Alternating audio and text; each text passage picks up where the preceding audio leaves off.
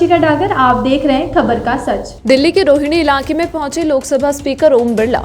Maharaja Agrasen college के वार्षिकोत्सव कार्यक्रम में छात्र छात्राओं को किया संबोधित। छात्र छात्राओं को संबोधित करते हुए ओम बिरला ने कहा कि आज पूरा विश्व देश के युवाओं की ओर नई उम्मीद से देख रहा है। आज समस्त भारतवर्ष में आजादी का अमृत महोत्सव के रूप में मनाया जा रहा है। यह आजादी का अमृत महोत्सव हमारे लिए नए संकल्प के रूप में होना चाहिए। आज की युवा पीढ़ी को इस सोच पर काम करना चाहिए कि वह जिस भी किसी क्षेत्र में काम करे उसमें सर्वश्रेष्ठ प्रदर्शन करें। ये बातें लोकसभा अध्यक्ष ओम बिरला ने कही। दरअसल लोकसभा अध्यक्ष ओम बिरला रोहिणी सेक्टर 22 स्थित महाराजा अग्रसेन इंजीनियरिंग कॉलेज में आयोजित वार्षिकोत्सव कार्यक्रम के बतौर मुख्य अतिथि पहुंचे हुए थे।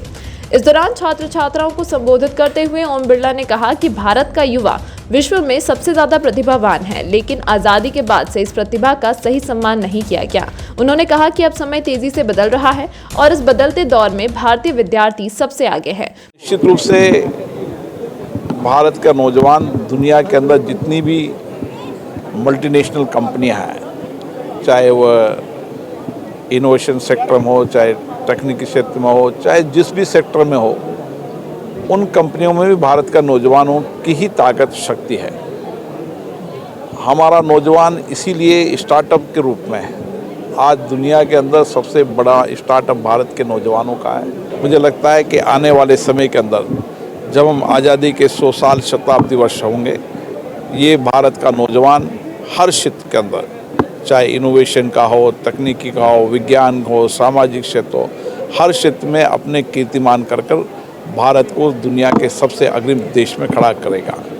आज हम ये कह सकते हैं कि इंफॉर्मेशन टेक्नोलॉजी हो, तकनीकी हो, हर सेक्टर के अंदर भारत के नौजवान ने भारत को भी आगे बढ़ाने में योगदान किया और विश्व के जितने भी देश आगे बढ़ रहे हैं उसमें भी भारत के नौजवानों का बहुत बड़ा योगदान है। इस अवसर पर Maharaja Agrasen institute of technology के संस्थापक डॉक्टर नंदकिशोर ने कहा कि उनका संस्थान अग्रवर्ष के संस्थापक महाराज अग्रसेन जी के दिखाए रास्ते के अनुसरण करते हुए समाज निर्माण और राष्ट्र निर्माण में कार्य में अनवरत लगा हुआ है। उन्होंने बताया कि महाराजा अग्रसेन तकनीकी संस्थान की गिनती आज देश के बेहतरीन शिक्षण संस्थानों में होती है, जो पिछले 23 साल के दौरान यहाँ से हजारों छात्र छात्राएं पढ़कर निकले हैं, जो आज उच्च पदों पर आसीन होकर राष्ट्र की सेवा कर रहे हैं। डॉक्टर गर्ग ने यह भी बताया कि यहाँ शिक्षा ग्रहण करने वाले छात्र छात्राओं को कोर्स की पढ़ाई के साथ साथ सांस्कृतिक मूल्यों की शिक्षा पर भी जोर दिया जाता है। रास्ता तो केवल नियत और नीति का होता है, बाकी रास्ते में कहीं रुकावट थोड़ी होती है।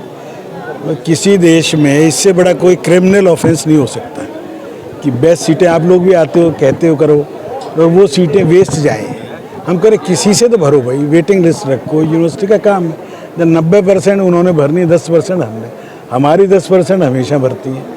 90 वाली में तुम नहीं भर पाए तो हम करें भाई हमें बता दो, 4 दिन पहले बता दो, 2 दिन पहले बता दो, किसी का तो भला होगा।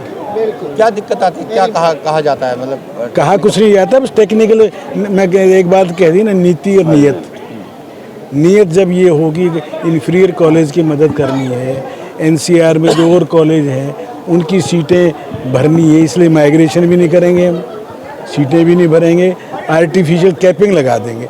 अगर मेरे यहाँ 6 राउंड तक 55,000 रैंक आया, 7वीं में कितने वाला आना चाहिए आप ही बताएं? 55,000 प्लस का आएगा ना। वो कहते नहीं 55 से नीचे का आएगा तो दे देंगे कोई। तो 250 बच्चे आए, एक स्टूडेंट का एडमिशन हमें दिए, बाकी खाली रह गई। प्रायोरिटी की सीटें, कंप्यूटर साइंस की सीटें खाली हों, लॉ की सीटें खाली हों, उसका कोई कारण तो होना चाहिए ना। और उसके का वो किसका लॉस है? बच्चों का लॉस है ना। पैसा यहाँ आएगा तो फिर बच्चों पे खर्च होगा। कंट्री के होनहार 100 इंजीनियर यदि मैं और दे दूँ तो 100 पूरे वर्ल्ड में छाने वाले लोग दे रहे हैं ना। तो आपने देखा ना 95% से ऊपर कितने बच्चे थे। सबको हम लैपटॉप दे रहे हैं 50,000 के। किस लिए दे रहे हैं? कि बच्चे को कोई कमी ना रहे, उसे प्रोत्साहन दें। कैश अवार्ड दे रहे हैं, कोई कॉलेज में आपने दिल्ली में बता दो कहीं देते हो। जो हमारा ट्रस्ट महाराजा अग्रसेन जी के उन आदर्शों पे चल रहा है, जहाँ कहते हैं कि लेना नहीं है देना है। कि पेरेंट्स किसी की डेथ हुई, हमने किसी का नाम नहीं कटने दिया। स्टेट या सेंटर किस सरकार से क्या कहना है? क्या सेंटर का कोई दखल नहीं है इसमें। स्टेट ये की यूनिवर्सिटी है ये। इसमें बड़े सिंपल है, DTU और इनका काउंसलिंग ज्वाइंट कर दें।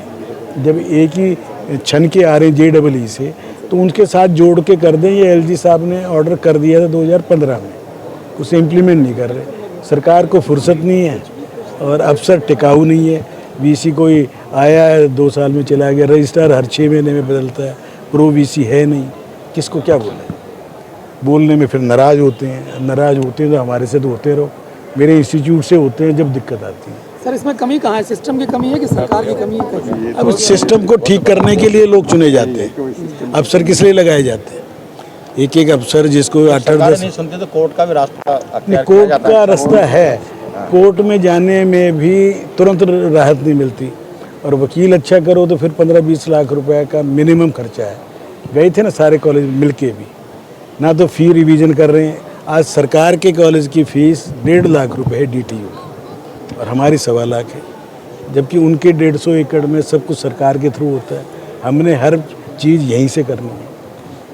अगर स्टाफ की डेथ हो गई तो उसको देना हमने ही दिया। हमने 3 लोगों की डेथ हुई, क्यों? हमारा ये परिवार है जो यहाँ एक बार आ गया इस कैंपस में, पढ़ने आया, पढ़ाने आया, PN आया है, डायरेक्टर, वो हम महाराजा अग्रसेन परिवार मानते हैं। आपने भी 15-20 साल से देखा होगा।